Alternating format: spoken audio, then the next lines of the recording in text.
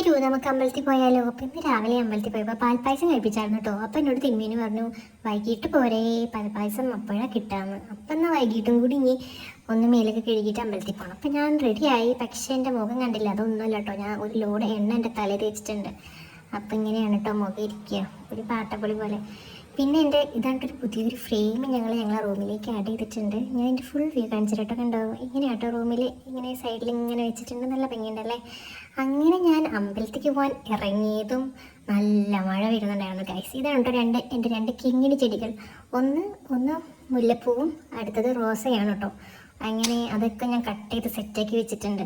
നല്ല മഴയായിരുന്നു ഗൈസ്. ഞാൻ അമ്പലത്തിൽ എത്തിയതും ഇപ്പം ഗംഭീര മഴ. ഞാൻ അമ്പലത്തിൽ കയറുമ്പോൾ ഞാൻ പ്രാർത്ഥിച്ചതെന്ന് വെച്ചാൽ അയ്യോ ഞാൻ കയറിയിട്ട് മഴ പെയ്യണേന്നാ. അങ്ങനെ അതേപോലെ തന്നെ കേട്ടോ, നല്ല ഇടിവെട്ട് മഴയ്ക്കായിരുന്നു. അങ്ങനെ പായസമൊക്കെ മേടിച്ചു, എൻ്റെ നിഴലൊക്കെ കണ്ടു, വീട്ടിലേക്ക് വന്നു, പായസം കുടിച്ചു. അപ്പോൾ ഇത്രയുള്ളൂ ഗൈസ്. അപ്പോൾ ബൈ ബൈ.